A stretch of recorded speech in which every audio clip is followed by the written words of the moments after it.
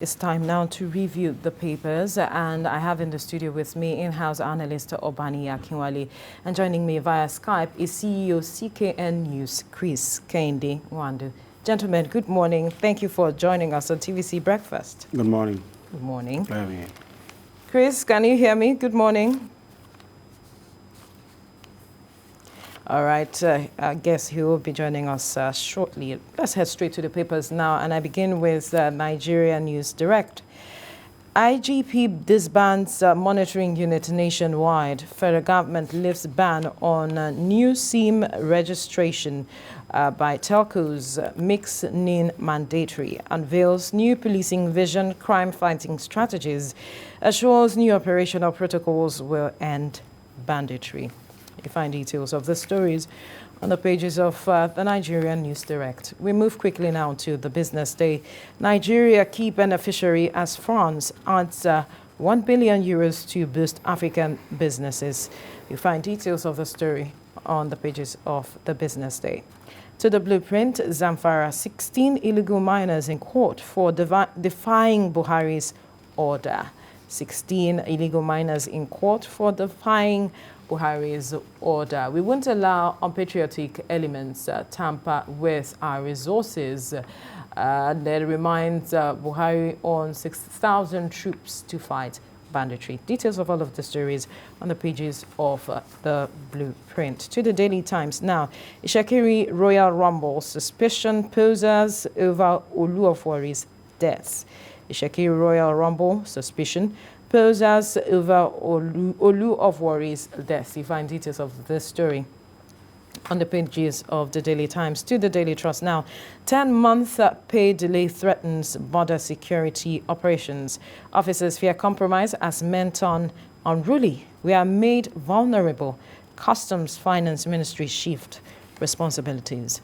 Details of the story on the pages of the Daily Trust. To the Leadership newspaper, printing currency now too delicate for economy, expert.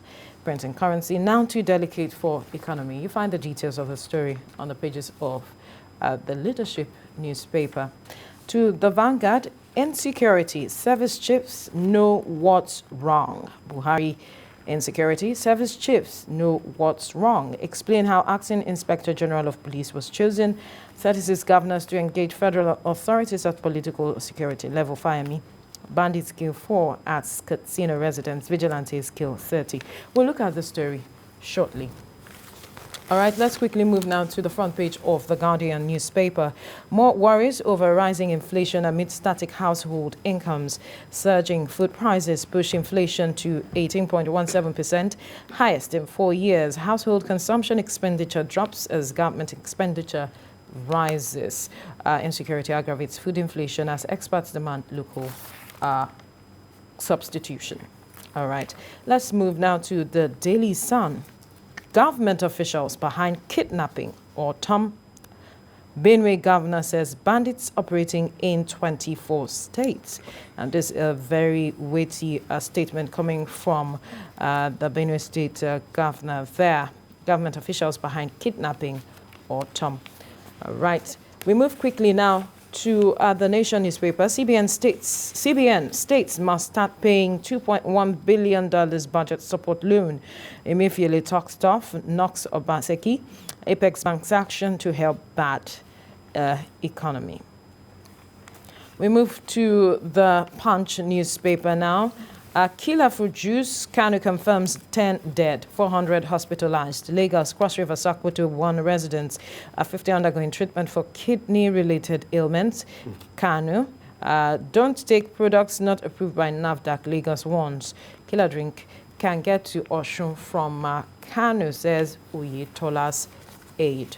All right, Obani, let's quickly begin with this story on the front page of the Vanguard, talking about the president came in yesterday, and he is saying that service chiefs know what's wrong, especially in terms of the insecurity situation. And the question on the minds of a lot of Nigerians is, if they know what to do, so why is the situation the way it is? If I may put it that way, It's so unfortunate for us in this part of the country that sometimes we allow the worst of us to rule us. You could remember vividly the former chief of MA staff or CDS now, General Weye Azazi, making claims that Boko Haram are in Jonathan's cabinet. One of the headlines just read now that Governor Tom said government officials are involved in kidnapping. Yes. Now our CNC just told us again now that the military know what to do. And if the military know what is wrong and they are not doing it, it stops on my table. That's what it means.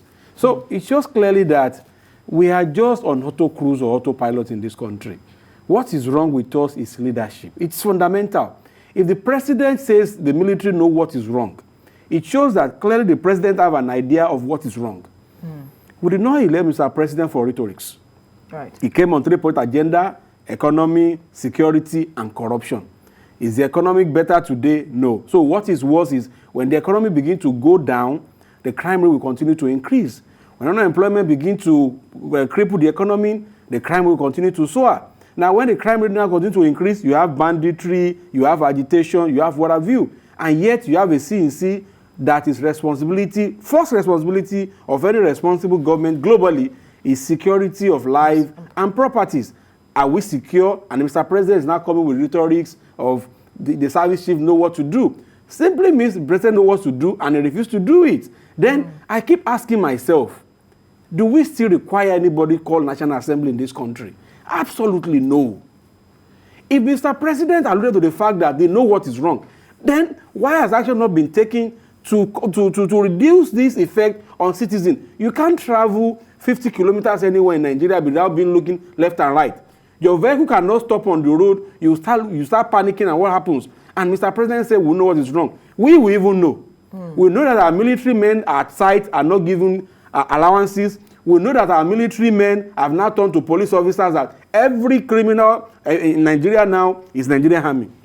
We now know that we cannot categorize Sudan, all of them. No, we now know equipment in Sudan, 1979, is what our military guys are carrying. We now know that 1999 to 2006, when President Jonathan and Pastor Ojoro tried to use to go and buy an open market in South Africa, we do not equip our military. We now know that the number of military personnel that could cover a landmass of about 937,000 kilometers, we don't have it. We now know that we have a president that is secure and his country as a whole is not secure. So we now know better that we have a country where there's agitation from the left, from the right, that even the police stations, police barracks, which seems to be a place of succor, has turned to a place where people can attack. And yet the rhetoric is that the military want to know. We know that we have an NSA that had to come on here to say XYZ and debunk it when the prayer was small. We now know that we have a new chief of army staff that says the National Assembly know who and who to ask about when the equipment was purchased and whether they were purchased. We know. We now know that we have a National Assembly that has an oversight function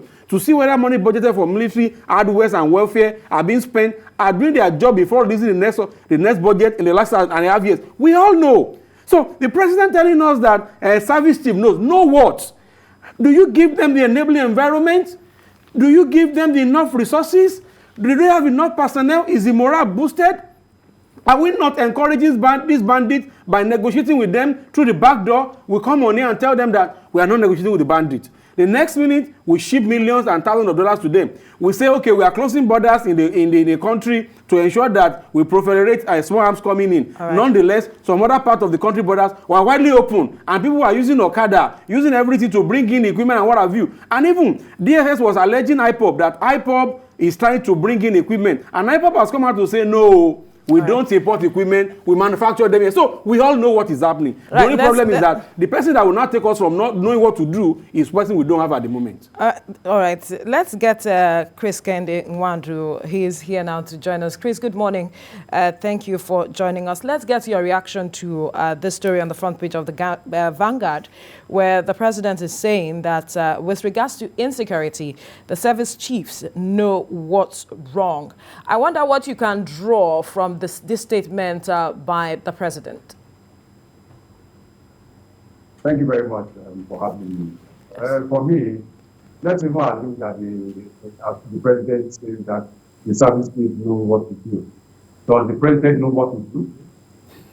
So before the service chief, no, he said they know what is wrong. That is what I'm saying. They know what is wrong. The president, does he know what is wrong too? Does the president know? If he knows what is wrong, why are we in this position? He's talking about the service chiefs. I think this is just playing to the gallery. What Nigerians want is a decisive action on issue of insecurity. As of this morning, a governor just said that we have banditry in 24 out of the 36 states in Nigeria. That is 2/3 of Nigeria. And the president is saying that they know what, even if they know what are they doing? People are being killed on a daily basis. People cannot move around in their communities. They cannot move around in their state. Interstate movement has practically collapsed because people get kidnapped, get killed, not only on the road. Bandits are now moving from houses to pick up people, kidnap people, and ask for ransom, and those not paying and get killed. The situation is so terrible and so bad that even security agencies has not seen themselves and been safe. The security agencies know what is wrong. They know what is wrong, and the level soldiers were picked and killed like chickens in Benue State and burned beyond recognition. One of them was a captain. What are we talking about? Police stations are being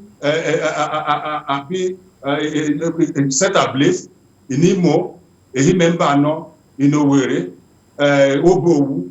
Then the local governments. Correctional centers are being attacked on a daily basis. We just heard that there was another attempt in Edo yesterday or thereabout. Yesterday. Those that escaped from Benin have not been recaptured. Then those that escaped in Owerri, over 1,800, just few have come back. They will add to the numbers of bandits, armed robbers, and kidnappings in the country, and we are not secure. So what are we talking about? I think it's high time we stop all these rhetorics and take serious action. We have changed service chiefs, we have changed the Inspector General of Police, and nothing seems to be happening. And instead, it's getting worse. The president should be thinking of where we are getting it wrong. I think there's a need for us to have a decisive action on issue of security.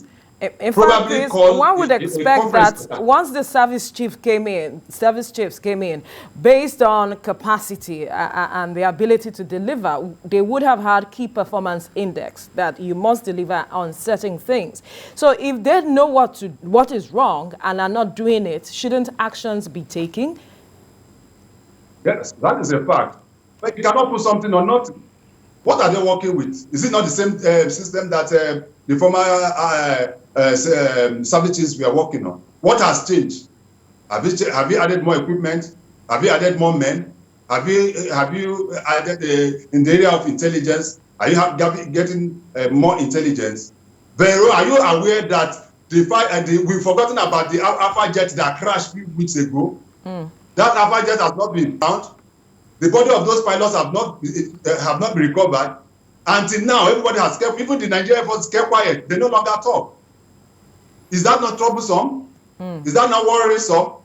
That a whole country like Nigeria, we lost an Alpha jet for over how many weeks now? We still can't find where that Alpha, we cannot be able to locate within Nigeria, and even within a certain area where that Alpha jet dropped, and the bodies of those patriotic pilots were not found till now. The Air Force have kept quiet about that. Every Nigerian, we forgot, and that's how we forget things. We easily forget, and we move on as if nothing is happening. That is the peculiar situation we are finding ourselves. And I think that the president should rise up to occasion. One of the reasons why he was elected in 2015 was because he said he was going to fight insurgency and insecurity. And many Nigerians believe it because he was a former army general. So they felt that if they hand over the issue of security to him, he can handle it. But let's look back. Are we better than where we were in 2015? Definitely not. So much has been said, Obani, by Chris Kehinde Nwadu. And even the 36 state governors are beginning to seemingly get agitated. And they are saying that they will be engaging authorities at political and security levels, because we are seeing that every region is beginning to find some sort of solution to all of these challenges. And the question on the minds of a lot of people, as governors, how are you pressurizing? You mentioned the National Assembly. These are people from, you know, your state. How are you pressurizing them to make certain changes in perhaps the Constitution, especially when it comes to state policing and all of it? What are you pressurizing them to do to address this situation? Would you say that the governors themselves are being genuine when it comes to addressing these issues of insecurity? Yeah, I remember those days when you go for events, say in Taos, what and what have you. The moment you see a man of war, you feel as if you have a military officer securing the event. And no matter how terrible you are, once you see those guys in their brown khaki with their blue badge, you felt secured. Then after that, they call them kukuru defense, civil defense. They come over and you find out that these guys is a bit, they don't have that military training, paramilitary training as compared to what these people do. I mean, the civil defense.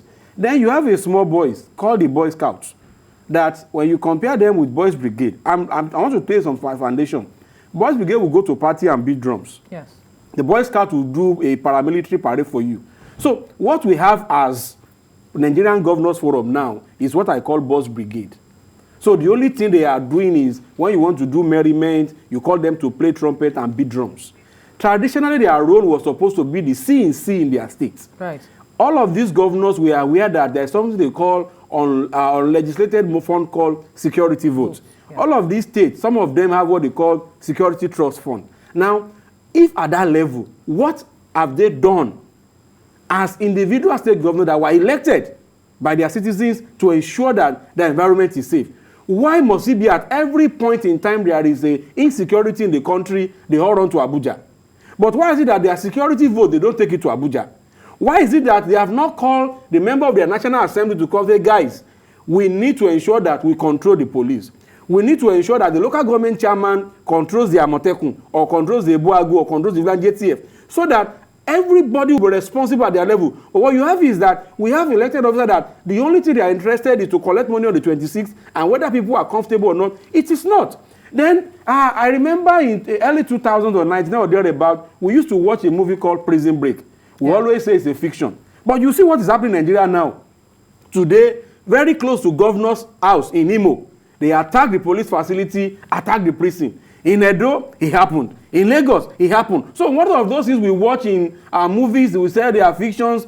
Practically, Nigeria has turned to theater or movie that we can do. Well, Hollywood can do a collaboration. Instead of representing the event, we can record it. And why do we have this? Because every tier of government has failed. The local government is not existing. If people are elected as chairmen and the only thing they do is to collect salary and collect revenue from people in the market, and they don't secure their people, let them go. If the governors they will tell you not, that they don't have that financial autonomy to what do financial autonomy do one they thing need? or the other. And that was why the president said, you know what is wrong? Because the president has signed a law that says local government should be getting their money from the source. Why is the Accountant General or the Registrar General of the court not taking those money from the source? Why are they allowing the governor to determine that? The question is this: is the Mr. President president of FCT or president of the country? When he signs things into law, is it applicable in FCT or in the country? When they have gone to court and they have lost the case, why is the Accountant General still allowing them to do this? Why can't the local government chairman determine how he wants to spend his fund, how he wants to tie his road, how he wants to secure his environment? And why is it that when there is a security problem, they all go to Abuja? But when there is money to share, they don't share it to Abuja. So what I'm saying is that legislation has failed us. Right. People are not called to answer what their responsibility is. But at every point in time, Mr. President, but when it's time to loot, when it's time to do local things, it is the governor that takes the accolade. Then it is high time we as Nigerians, 2023 is around the corner. We should not vote for history. People should go and get their powerful voting right. No more rhetorics of this person can do this. We want people that have done it. We don't want people that will tell us that, President Buhari should have led this war from the front. Right. And that was the reason why people voted for President Buhari, like he mentioned. But what we have now is that try to travel from Lagos to Djibouti, you can't go without police escort. Everybody in Nigeria now travels with police escort. And even the police, they are afraid driving in their escort because they will tell you that they can't shoot when they are cornered in the buses. So what do we have as a country? So it's high time the president, the National Assembly, the governors allow every tier of government function. And if you are not functioning, you can't provide security, then go. That's simple. Right. Let Nigerians leave. Let's get Chris's final word on this because we have very little time. Chris. There's little or not legislators can do. There is little or nothing they can do under these circumstances. What there's more of oversight function. It's the job of the executive to get the job done. They appropriate necessary funds for the military. The formal service chiefs were recently called to come account for the money that was budgeted for purchase of arms. Did they appear? Did they appear before the National Assembly? So I don't think it's time. For me, this is not the time to pass ball to the National Assembly. We have an executive in place. Police, military is part of the executive, and it's under the supervision of the executive. Then let the president go. If they are not willing to go, they are employed by the president. They can go. All right. So the president is the bulk falls on the table of the president. So if the president cannot be able to do the needful, then he should just tell us. So he cannot just. And what are we talking about? Nepotism is in everywhere. Right. Every service, the practical service chief is from one part of the country. So when we are talking about this, we should look at it holistically, not just the ID was just appointed. People are thinking that it will come from another part of the country, but it also came from north. So the fact is that the current security architecture as it stands is not working, and the president has to do something about it as quickly as possible before people die. That is my own take. Let's leave it here now. Chris Kende Nwandu, CEO CKN News, and in-house analyst Obani Akinwale. Gentlemen, thank you for your time on the Newspaper Review. Thank you for having me.